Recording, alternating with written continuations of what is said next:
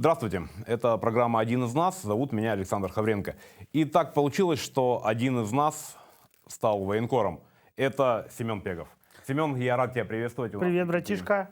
Рад быть у вас в гостях. Семен, сразу первый вопрос. Вот я тоже с недавних пор военкорствую, и очень часто мне задают вопрос. Саша, расскажи, а что такое работа военкора? И я отвечаю так. Ну, в принципе, это то же самое, только иногда мне приходится надевать броник и каску. Как бы ты ответил на этот вопрос? Не, мне кажется, конечно, это не совсем то же самое, и это не все равно, что сходить на пресс-конференцию или снять репортаж там с какого-нибудь официального мероприятия или с гражданского мероприятия. Потому что военкор это, конечно, такая профессия, которая основана и отталкивается от твоего, скажем, опыта и способности погружаться в военную эту обстановку. Потому что работа военкора — это не только там приехать, вот случился обстрел, ты приехал, там что-то снял, какие-то последствия, уехал. Это, действительно, в некотором смысле обычная журналистская работа. Но если ты работаешь непосредственно на передовой, если у тебя стоит задача зайти там в город и дать новость, что наши подразделения там пробились к какому-то очень важному участку, то здесь ты должен, конечно, обладать колоссальными аналитическими способностями и способностью взаимодействовать с источниками и с теми людьми, которые непосредственно там находятся. То есть нет такого, что ты снял Авдеевку, приехал, репортаж смонтировал и забыл. Нет, ты все время держишь руку на пульсе, ты должен всегда понять, оказаться в нужное время, в нужном месте.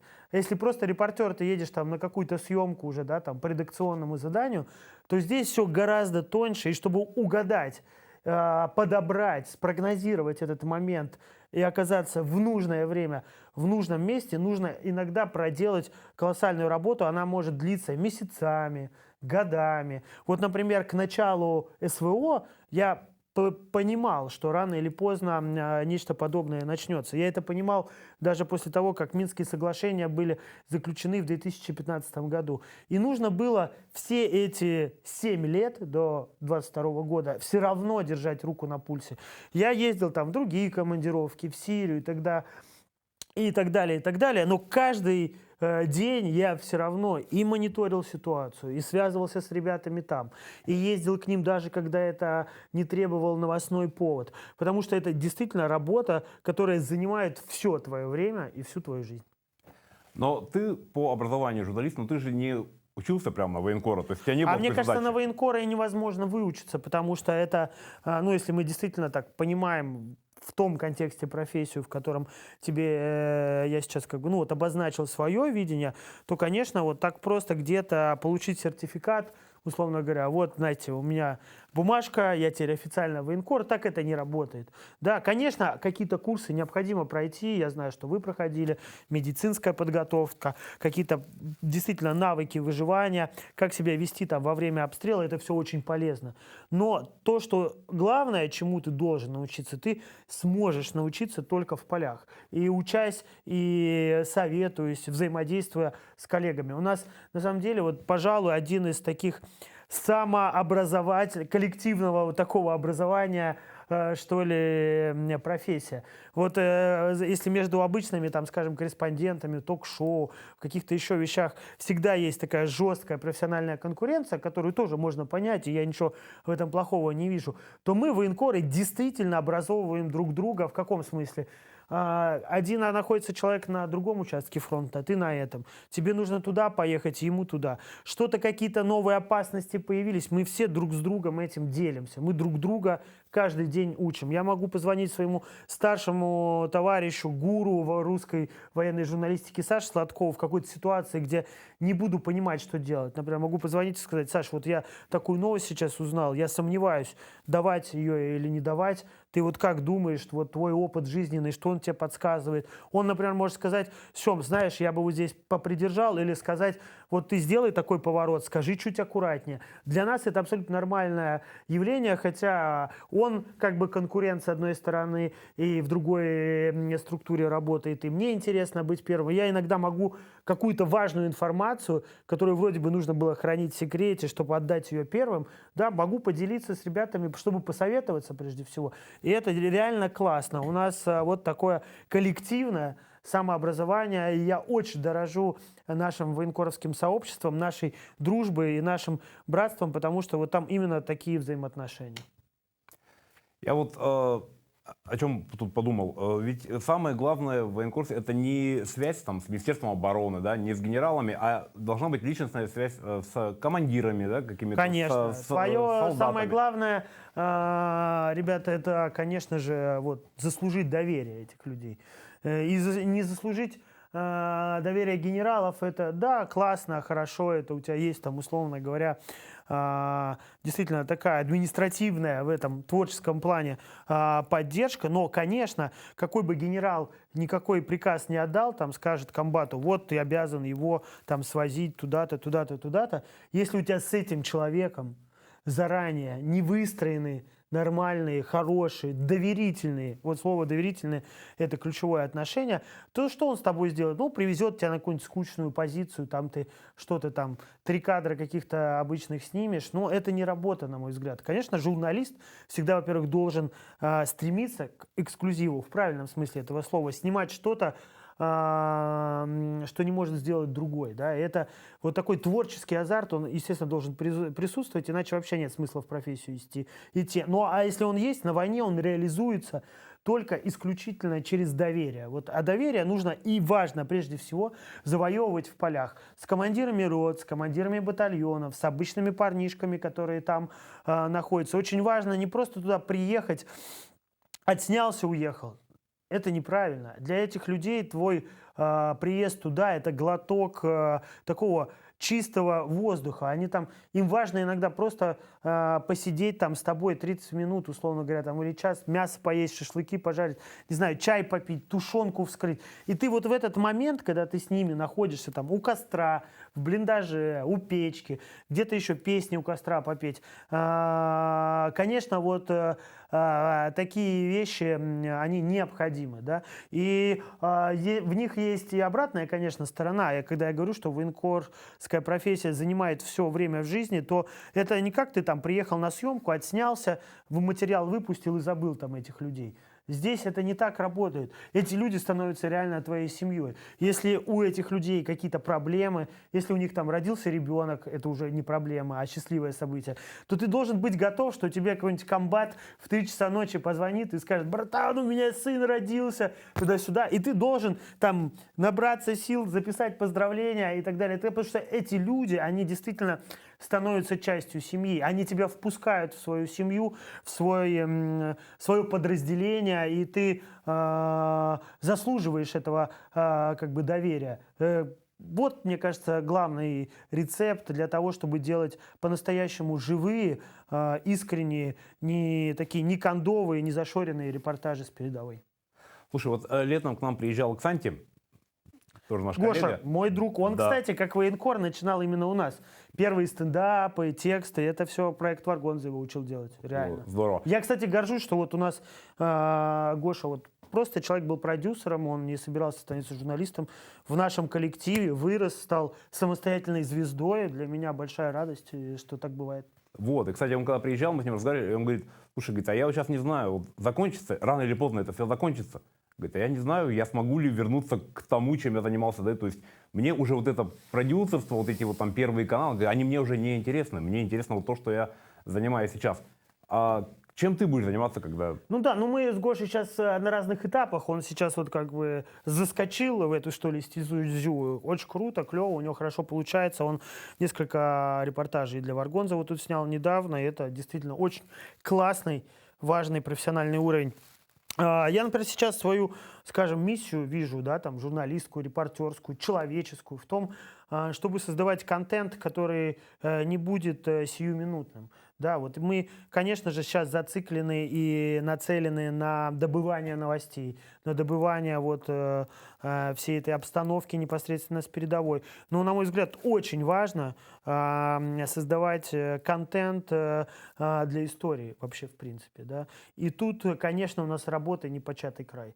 И это и фильмы про всех наших героев, и документальные фильмы, и художественные фильмы, и специальные репортажи, и мне кажется, работы у нас реально вот столько событий за эти 2 года произошло, что, мне кажется, я до конца жизни, например, могу кино снимать на эти темы. Работы вот. В общем, без дела никто из нас не останется. Ну и, к сожалению, я думаю, что мы входим в такую эпоху для всего человечества, и наш президент об этом говорил в интервью известному тоже нашему с тобой коллеге Такеру, да, о том, что мир меняется, и мир не может меняться без вот каких-то жестких противостояний. И, конечно, даже если там СВО там завтра закончится, чего мы все, конечно же, хотим нашей победы как можно Обязательно. скорее, чтобы как можно меньше ребят наших погибало, как можно меньше гражданских погибало с обоих сторон, потому что, конечно, я горд, что у нашей армии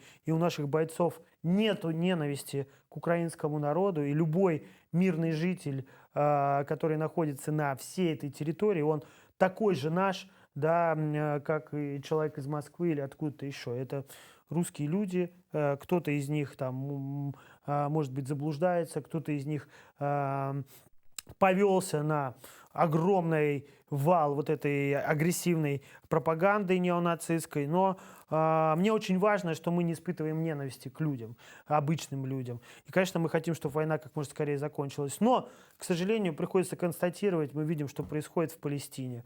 Мы видим, что происходит в Йемене. Мы видим, как те конфликты, которые США сеяли для того, чтобы существовать в режиме так называемого управляемого хаоса, что этот хаос выходит из-под их контроля, он не хочет им больше подчиняться. И, конечно, сейчас очень важно для нас всех и для всего человечества, мне кажется, что вот это высвобождение из-под ига какого-то, да, не какого-то, а совершенно конкретного ига общества там, потребления, общества глобализации, которое заточено на то, чтобы стереть любую человеческую идентичность, чтобы неважно было, да, условно говоря, якут ты, мужчина или женщина и все остальное. Естественно, для них цель сделать из человека просто там, ну, по сути дела, биоробота.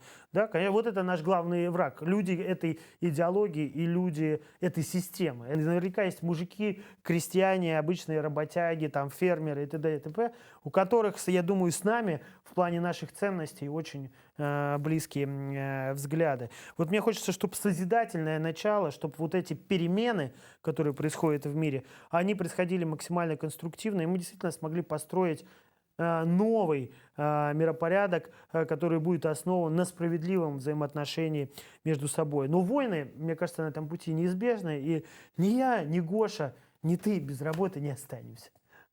Хотелось, ну, не очень бы этого хотелось, но, к сожалению, Ну, это так, да. факт. Скажи, пожалуйста, вот в тот момент, когда был подло убит Владилен Татарский, тебе стало страшно? Мне не стало страшно, потому что, в общем-то, даже после гибели Даши Дугиной, да, после того, как погиб Моторола, Захарченко, после действительно вот подлых всех этих терактов, ударов там в спину, я не знаю, в бок, куда угодно, конечно, было понятно, что вообще наша профессия и те угрозы, которые тебе сыпятся там в сообщения, я не знаю, пишут тебе там украинские всякие ненавистники или как они там называются, хейтеры. В общем, внутри какой-то иммунитет, с одной стороны, к этому выработался. Горечь от гибели Татарского огромная была, и, конечно, было понятно, что нужно дополнительные меры безопасности предпринимать, усилить их, потому что, конечно, для них никаких вот таких этических, что ли, рамок не существует. Ну, я скажу, что вот мы говорим про Владлена, да, ну, Владлен мой брат, тоже друг, но Владлен избрал путь воина, и он, в общем-то, себя таким и позиционировал, что он воин, да, и он позиционировал себя их таким прямым воинствующим врагом, он сам держал в руках оружие и так далее, и так далее. Поэтому, ну, он шел путем солдата. То, например, говорите, если про Дашу Дугину, да, это девочка, интеллектуал. Это супер подло было. Это и понятно, что, конечно, для них, вероятнее всего, главной целью был Дугин. Конечно. И в то же время я понимаю, что они вели наблюдение со стороны, они понимали, что Дугин в машину не сел. И для них взорвать девочку, дочку, да, там, человека, который в том числе, да, занимается нашей идеологией и так далее, стало допустимо. Вот для меня это была лично вот та черта, когда я себе сказал, что ну вот теперь я тоже на пути воина. Да, я не беру в руки оружие на передовой, нет в таком необходимости, да, но для меня то, что они убили ребенка, да, осознанно. Я понимаю, что разные могут быть там ситуации, обстрел, не попали, промазали, еще что-то. Но здесь было осознанное убийство ребенка. Для меня кажется, вот это все о них говорит.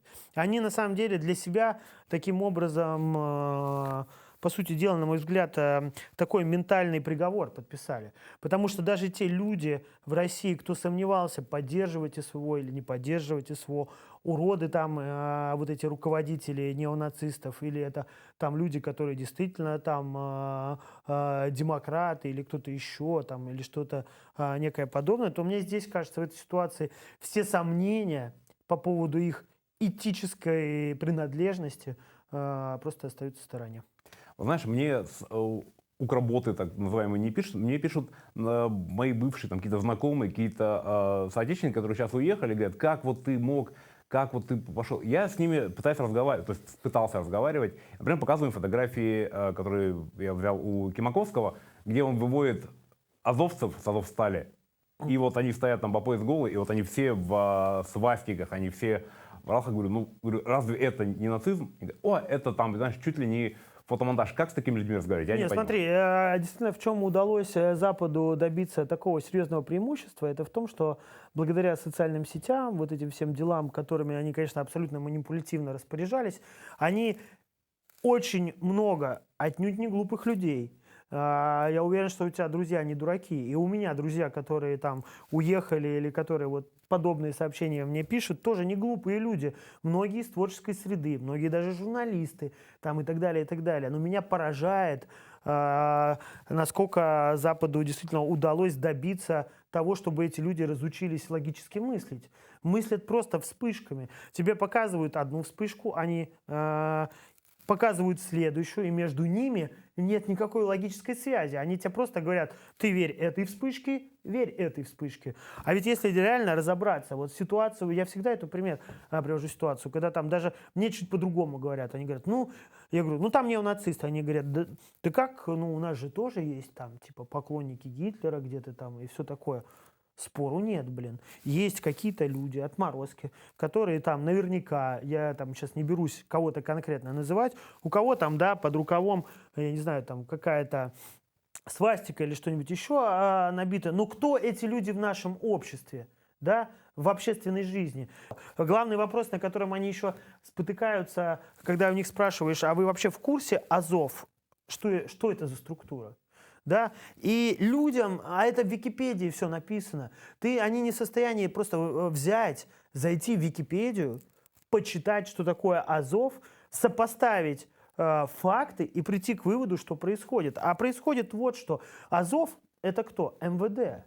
Чем занимается МВД? Это правоохранительная структура, это государственная правоохранительная структура. И когда государство, в кавычках для меня, потому что я киевский режим государством не считаю, я считаю это террористической организацией абсолютно, когда именно поэтому, да, когда они функции охраны права, да, доверяют людям, которые неонацистскую идеологию несут как знамя. Что нам это говорит об этом государстве? Господи, это же... Вот сейчас много сложных логических цепочек я сделал, 2.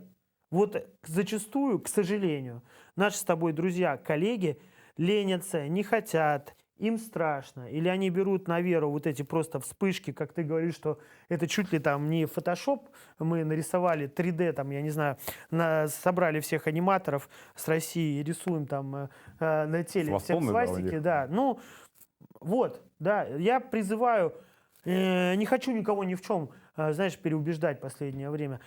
Если человек хочет разобраться, вот нужно его подтолкнуть к тому, чтобы он сам разобрался. Если он сам разберется, он не глупый и должен прийти к определенным выводам.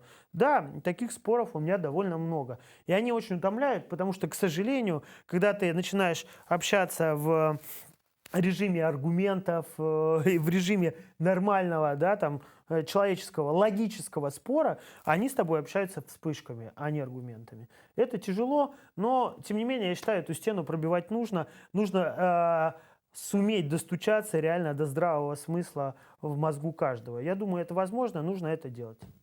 Еще очень многие говорят, ну ты военкор, объясни нам, что за структура такая, Совет военкоров при президенте Российской Федерации. Да Я нет говорю, я такой туда не структуры. вхожу, и, может быть, ты объяснишь, что это и для Нет чего. никакой структуры, которая официально существует, как какой-то совет военкоров при президенте, насколько мне известно. Есть действительно неформальные встречи, неформальное общение. Я не могу сказать, что прямо это бывает настолько часто, и там вот это было там несколько раз, наверное, я даже не вправе о каких-то вещах рассказывать, о тех диалогах, которые там происходили. Это доверительная беседа, и даже та наша встреча, которая транслировалась в расширенном составе с президентом, вот военкоров, с президентом, это летом прошлого года. Она была потом, ее часть и в закрытом формате, где мы уже говорили какие-то вещи наболевшие, которые вот, ну, не всегда правильно выносить в публичное пространство. Потому что, конечно, это будет тогда пищей для врага, и не нужно такую возможность ему предоставлять. Есть вещи, и мне кажется, для президента очень важно тоже держать руку на пульсе, о чем мы с тобой говорили.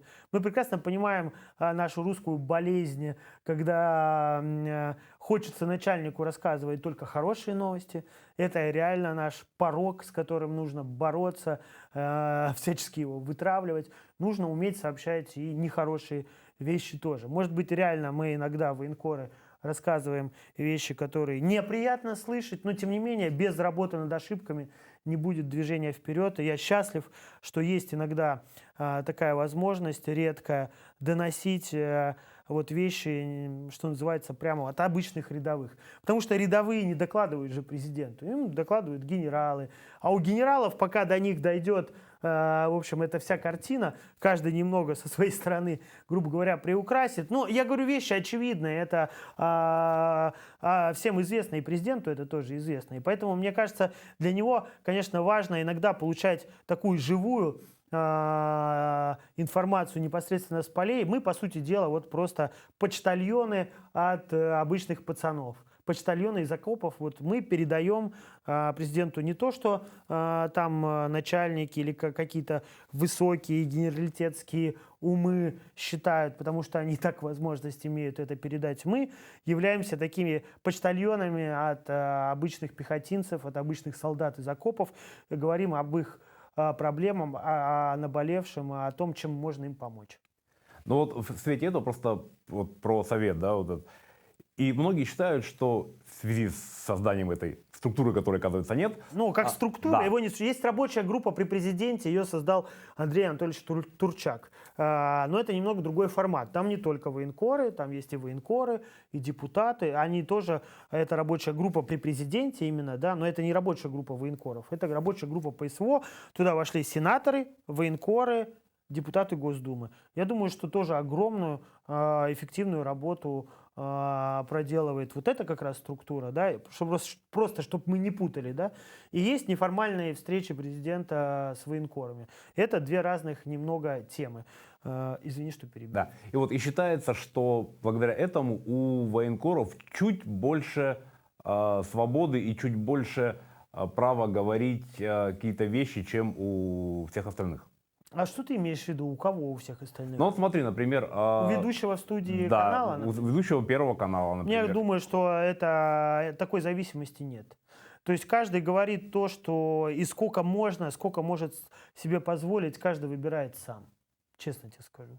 У меня нет ощущения, что если я там сходил на встречу с президентом, что мне теперь можно все. Это не так. Иногда бывает, что наоборот к тебе более пристальное внимание из-за этого, знаете, очень ревностное отношение, особенно если ты придешь, расскажешь о каких-то проблемах, и потом, грубо говоря, из-за этого кто-то получит по шапке там в каких-нибудь структурах, неважно, его там заставят что-то менять и так далее, то ты для кого-то автоматически врагом тоже становишься, между прочим. Да, это тоже нужно понимать. Люди не всегда готовы признавать ошибки, и те люди, которые вели себя недобросовестно во время этой войны. Им, конечно, неприятно, да, когда об их косяках докладывают или рассказывают президенту. Так что не все так легко, и каждый из нас сам внутри себя эту определяет грань, в какой момент, что он может себе позволить. Главное, конечно, здесь наш интерес и главная наша задача, на мой взгляд, даже если мы говорим о проблемах, о каких-то, не злорадствовать, да, и не говорить, не упиваться какими-то неудачами или какими-то проблемами. Нужно всегда обсуждать подобного рода тематику, как мне кажется, максимально конструктивно и исходить из интересов обычных ребят и обычных бойцов. Вот наша задача, чтобы у них было все, да, они отдают за свою родину самое ценное. Они задают жизнь за это. И наша задача тех, кто находится дальше от линии фронта, обеспечить их всем. И я для этого тоже буду делать все, как и мои коллеги, как каждый по чуть-чуть там помогает и как может, собственно говоря, содействует. Но то, что там поход к президенту является какой-то индульгенцией, и теперь ты можешь говорить, блин, вообще все, что захочешь, такого нет, я считаю. Эту грань каждый определяет сам для себя. В заседании Ленского клуба разговаривали о креативной экономике, о креативе. Для начала мне было немножечко удивительно, да, почему, собственно, тебя позвали. А потом я вспомнил, знаешь, слова из легендарного фильма «В бой идут одни старики». Кто сказал, что надо бросить песни на войне? 100%. Подтверждаю. Крутая тема. Подожди, опять я тебя перебил. Вопрос-то не Да, задал. Да. собственно говоря, о песнях, о стихах, о рассказах на войне.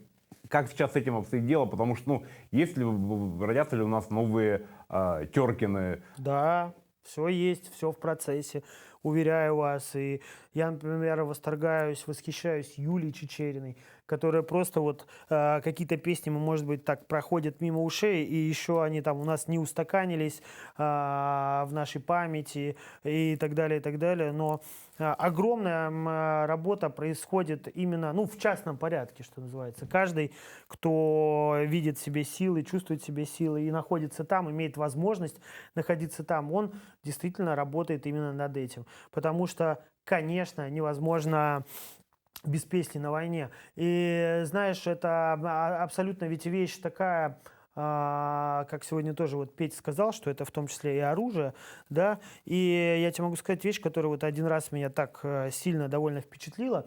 Мы зашли в располагу Азова, только что там освобожденную в Мариуполе. Ребята, значит, трофеи разбирают, там куча, значит, всяких рюкзаков с медикаментами, с оружием всякое, они побросали, убежали. Ну, трофей на войне есть трофей. Для ребят на передовой носить трофейную азовскую каску или шлем. Вот, да, азовский шлем, это, конечно, круто, потому что ты его добыл в бою. Ничего плохого я лично в этом не вижу. Но вот, среди прочего, ребятам там что-то попалось, то ли флешка какая-то, то ли что. Они мне вставили, и там были просто песни. И среди песен, которые слушали азовцы, были песни Юлии Чичериной на стихи, которые в том числе и я написал, понимаешь? И вот сила искусства. Так или иначе, когда они слушают песню, написанную на стихи Семена Пегова и исполненную Юлией Чичериной, ну вот они тоже немножко более русскими становятся, возможно, да? Но я в целом про то, что без песни на войне действительно нельзя, без творчества на войне невозможно, как и без юмора, например. Я тебе могу сказать, что если все думают, что на войне все такие на постных, серьезных щах ходят, с такими каменными, непробиваемыми лицами, то съездите как-нибудь со мной в Спарту, например, где там просто без подкола, жесткого такого, очень, вот, я так просто примеры вам говорю. Это, конечно, жесткий фронтовой юмор. Есть наш близкий друг, матрос, командир роты Спарты, брат, легенда, герои для меня абсолютные и России, и Донбасса, всего русского мира, хоть это официально не оформлено. Вот у него там нет пальца, я его как раз вывозил, спас ему руку. Потом в другой ситуации ему оторвало ногу, он сейчас с протезом, но все равно воюет. Но там, типа, сказать, когда он там что-то вредно пробубнит, дедуль, ты что, не с той ноги встал? Или там ему командир говорит, одна нога здесь, другая там. Ну, как бы, человек со стороны, может быть, и подумает, что какие-то жестокие отморозки издеваются над инвалидом, но это совершенно не так, это реально юмор, он тебя в ответ также подколет, еще скажет что-нибудь еще более жесткое. И война — это вот та среда, где ты, выполняя крайне тяжелую, невыносимо грязную, да, потому что и в прямом, и в переносном смысле это реально нелегкая миссия, как моральная, так и физическая, потому что, ну, это нелегко находиться и убивать врага. Там все равно твоя психика, она нуждается да, в глотке мирного воздуха. И песня это и есть тот глоток. Репортажи, музыка, стихи, фильмы, картины. Все вместе для них, я имею в виду для тех, кто на передовой, это реально иногда важнее, чем дополнительные боеприпасы или чем новые крутые ботинки какой-нибудь модной американской фирмы. Да? Все это важно, круто, но вот это просто бесценно. Может ли человек привыкнуть к войне? Конечно, может. И люди привыкают к войне. И это реально в каком-то смысле ужасно. И если мы говорим про дончан, то трагично признать, что это люди, привыкшие к войне. Вот ты жил в Докучаевске. Наверняка бывал в Донецке. Понимаешь, ты когда выходишь из подъезда, едешь просто на работу, у тебя нет гарантии, что ты до работы доедешь. Учитывая, как они беспорядочно херачат прямо по центру Донецка, по остановкам, по рынкам. Ну, что я рассказываю, все эти новости смотрят. И, к сожалению, люди к этому привыкли. Да, я не считаю, что это хорошо, но такая особенность у человека есть. И я не считаю хорошо саму ситуацию, когда необходимо привыкать к войне. Но я восторгаюсь и считаю абсолютными героями всех гражданских, кто сегодня живет в Донецке, в Горловке, кто идет там работать продавцом в магазин. Чувак, который едет, понимаешь, на троллейбусе к ЖД вокзалу Донецкому или на маршрутке, это там, не знаю, по прямой 500 или там километр до Донецкого аэропорта, туда постоянно прилетает, он едет без бронежилета, там просто как обычный водитель маршрутки забирать там людей, или два человека, которые там со всего района выйдут утром, им нужно там на работу поехать, потому что, конечно, из обстреливаемых районов все равно людей стараются как-то, да, там переселять и так далее, и так далее. Но вот чем этот человек не герой СВО, который вот крутит баранку этого троллейбуса в Донецке? Это абсолютные для меня примеры, вот донбасский народ, донбасский дух, абсолютный пример стойкости, героической стойкости, уникальные абсолютно люди. Семен, большое тебе спасибо, что нашел время к нам прийти, поговорить. Отличная у нас получилась беседа. Это был проект «Один из нас». Не верьте фейкам, проверяйте информацию, и пусть у вас, ну и у нас у всех все будет хорошо. Всего доброго.